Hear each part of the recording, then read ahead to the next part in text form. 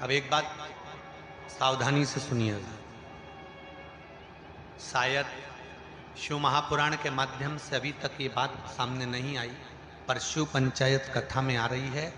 जितने आस्था चैनल पर कथा सुन रहे हो, जितने फेसबुक और यूट्यूब पर सुन रहे हो, और जितने इस छत्तीसगढ़ की पावन धरा पर बैठकर सुन रहे हो, बहुत सावधानी से सुनना। एक प्रश्न हमारे भीतर खड़ा होता है, जब हम सूर्य नारायण भगवान को अर्घ देते हैं, जल चढ़ाते हैं, तो वो जल पृथ्वी पर जब गिरता है तो उसके छींटे हमारे शरीर पर लगते हैं। क्या वो ठीक है? क्या वो श्रेष्ठ है? तो शिव महापुराण की कथा कहती है, जब हम सूर्य को अर्घ देते हैं, सूर्य को जल चढ़ाते हैं, वो पानी जब पृथ्वी पर गिरता है, उसके छींटे हमारे शरीर पर लगते हैं, तो वो श्रेष्ठता का भाव निर्मित करते हैं। वो गलत नहीं हो सकता। कारण अब वो भी समझ लीजिए।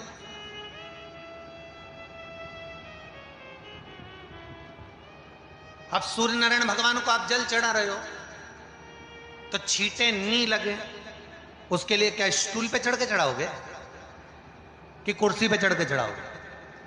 अरे बोलो तो सही। अब कई लोगों के दिमाग में यह बात भरा गई कि हम भगवान को जल चढ़ाते हैं, वो हमारे शरीर में छींटे लगते हैं, जमीन पे से पानी गिरता है, वो हमारे शरीर को छींटे लगते हैं, भगवान को अच्छा नहीं लगता होगा। कौन ने कहा? पहले तो उसको पकड़ के लड़ो।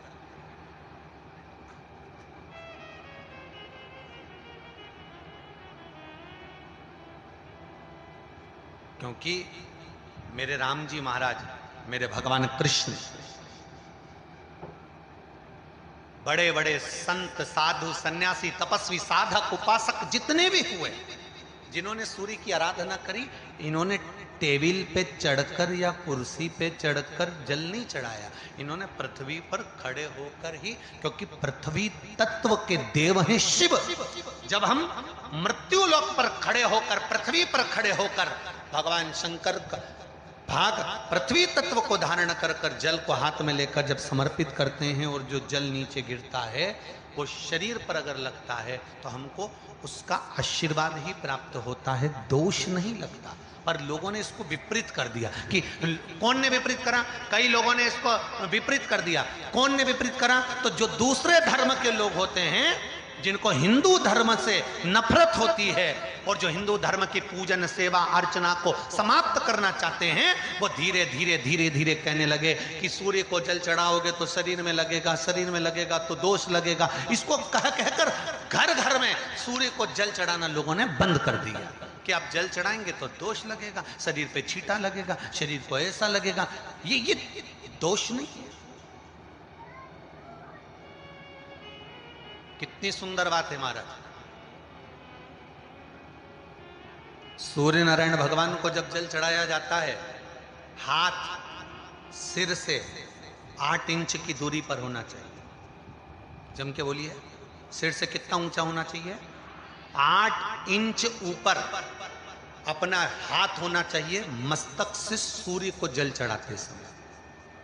और ना चांदी का, ना स्टील का, ना लोहे का, ना प्लास्टिक का, ना कांच का, ना सोने का कोई बर्तन, ना कांसे का, ना एल्युमिनियम का,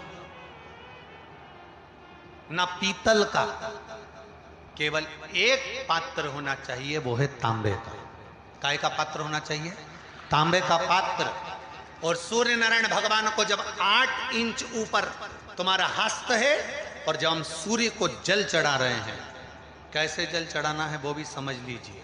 अगर कोई कैंसर का मरीज है, जिसके चेस्ट में कैंसर आ गया हो, लेफ्ट में, राइट में कहीं पर कैंसर आ गया हो, या कोई गठान आ गई हो, तो महाराज आप जल चढ़ाते समय उस जल की धार को सूर्य भगवान को जब चढ़ा रहे हो, तो धार आपकी गठान की ओर जाना चाहिए, जिससे सूर्य की किरण उस जल में से आपके उस स्थान पर पड़े, उस जगह पर पड़े जहां पर गठान है।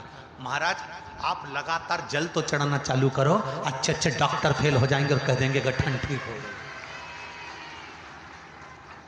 आपका लीवर और किडनी गड़बड़ कर रहा है, आप प्रतिदिन, आपका स्वास्थ्य गड़बड़ रहता है, आप प्रतिदिन ये ज्योतिष शास्त्र के अंतर्गत, रत्न शास्त्र के अंतर्गत ये रत्न शास्त्र, ज्योतिष शास्त्र, रंग शास्त्र जो हमारे यहाँ है, रंगों के हिसाब से ये जितने रत्न होते हैं, माणिक हुआ, मोती हुआ, नीलम हुआ, मूंगा हुआ, पुखराज हुआ, ये क्यों कहते हैं ये पीला है, ये सफेद है, ये नीला है, ये लाल है, इसको शरीर में क्यों पहनाते हैं? उसका कारण होता है कि जब शरीर में पहनते हैं सूर्य की किरण उसमें पड़ती है, हमारे शरीर पर वो कलर का इफेक्ट पड़ता है, उस कलर को शरीर पर लगता है, और शरीर पर लगता है तो हमारा शरीर धीरे धीरे, हमारी जो इंद्रियां हैं वो सही होने लगती हैं, काम सही होने लगता है। तो आप कहते हो ना सब, मैं कौन सा नक पहनूं, मैं कौन सा मोती पहनूं, मैं कौन सा पुखराज पहनूं, मैं कौन सा नीलम पहनूं, वो ज्योतिष शास्त्र के अंतर्गत, रत्न शास्त्र के अंतर्गत जितने रत्न हम पहनते हैं ये केवल उस किरण के लिए ही तो पहनते हैं कि जो सूर्य की किरण मिले,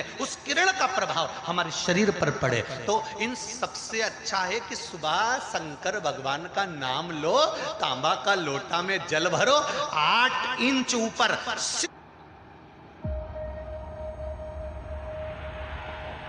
It all started from here. सिर से हाथ होना चाहिए, और सूर्य नारायण भगवान का दर्शन साधारण नहीं, जो जल तुम चढ़ा रहे हो वो जल की जो धार आ रही है उसमें सूर्य का दर्शन होना चाहिए, तो कैंसर की बीमारी कभी नहीं हो सकती। लीवर, किडनी, हार्ट, आपके हार्ट में अगर तकलीफ है, डॉक्टर ने कह दिया कि इसमें नस चोक है, आपको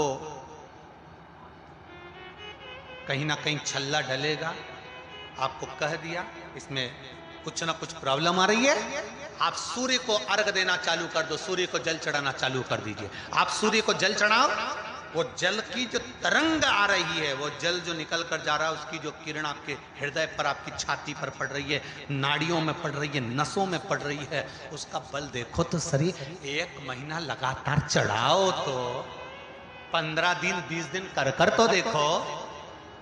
क्यों राम जी महाराज जल चढ़ाते थे, क्यों भगवान कृष्ण जल चढ़ाते थे सूर्य को, क्यों दशरथ जी महाराज जल चढ़ाते थे, क्यों कश्यप ऋषि जल चढ़ाते थे सूर्य को, सारे 33 कोटि देवता, सारे ऋषिवर, साधु संत सन्यासी तपस्वी साधक उपासक सब भगवान सूर्य को अर्घ दिया करते थे। क्यों देते थे, किस लिए?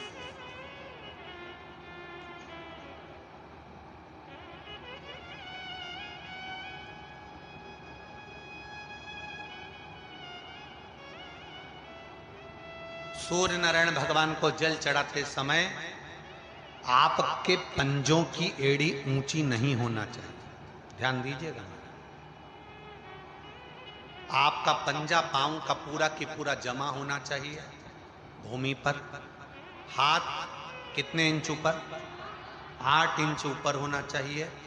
जल जो गिरे, सूर्य की किरण, सूर्य का दर्शन उस जल की रोशनी में करना चाहिए। क्या होगा उससे? जिस बच्चे को आंख में चश्मा लगा हो, मोटे से मोटा चश्मा लगा हो, छूट नहीं रहा हो, तो थोड़े दिन उसको सूर्य का अर्घ चढ़वाना चालू कर दो और जल में से सूर्य का दर्शन कराना चालू कर दो। सूर्य का दर्शन जल में। 2 महीना 2.5 महीना बहुत है, आंख की रोशनी बढ़ जाएगी, चश्मा हट जाएगा। आप कर देखिए। अब एक प्रश्न और खड़ा होता सूर्य को अर्घ देने। गुरुजी, पंचदेव पंचायत में सूर्य नारायण भगवान शंकर की पंचायत में हैं। सूर्य नारायण को हम फ्लैट में रहते हैं, हम फ्लैट के अंदर रहते हैं, तो हम फ्लैट में रहते हैं, हमारे यहाँ अगर छज्जा नहीं है, हमारे यहाँ जगह नहीं है, तो हम सूर्य को अर्घ कैसे दें? तो महाराज खिड़की तो होगी, अगर घर में फ्लैट में पानी ढुलेगा और आप लोग नहीं समेट सकते तो एक बाल्टी रख लो, एक पात्र रख लो, पर सूर्य नारायण भगवान को अर्घ देकर रोशनी शरीर पर पड़ना चाहिए। जिंदगी में कभी कोई बड़ी बीमारी नहीं आ सकती। कितने लोग देते हैं सूर्य को अर्घ? जरा हाथ उठाओ। बहुत बढ़िया, बहुत जोरदार। पुरुष लोग भी देते हैं ना, चाहे बच्चे से बच्चा हो, बच्चों के हाथ में भी 1 लोटा पानी पकड़ाओ। घर में छोटे बच्चे हो ना, उनको तांबे का लोटा दो, पानी दो, जा बाहर खड़े हो जा, 1 लोटा पानी चढ़ा के। पहले दिन आप स्वयं बच्चे के साथ बाहर खड़ी हो ओटले पर, घर के बाहर खड़ी हो, छत पे खड़ी हो या घर के बाहर खड़ी हो, और बच्चे से कह लो चढ़ाओ बेटा, देखो ऐसा हाथ 8 इंच ऊपर करिए, तांबे का लोटा लेकर पानी धीरे धीरे डोलना है, जैसे वो स्लो मोशन के सीन नहीं होते नाटक में, ये एकदम धीरे धीरे, बस नहीं तो मालूम पड़े छोरा छोरी एक साथ उंडेल के नहीं। जल चढ़ाते समय उस पानी में से सूर्य की किरण पड़ना चाहिए, सूर्य की किरण। एक बात और कहना चाहूंगा, अगर आप लोग स्वीकार करेंगे तो, अगर कहीं आपको लगता हो कि बच्चा पढ़ने में कमजोर है, विद्या में कमजोर है, रिजल्ट अच्छा नहीं आ रहा, पढ़ने में कमजोर है, वो पढ़े अपनी जगह पढ़े, वो कार्य करे अपनी जगह करे, मेहनत करे अपनी जगह करे। बच्चों को कह दो कि कुछ समय के लिए सूर्य को अर्घ देना चालू कर।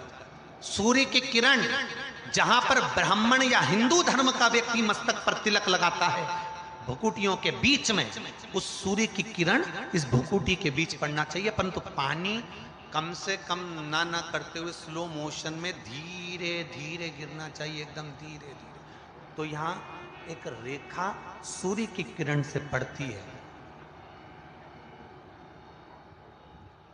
चंद्रदेव का लड़का था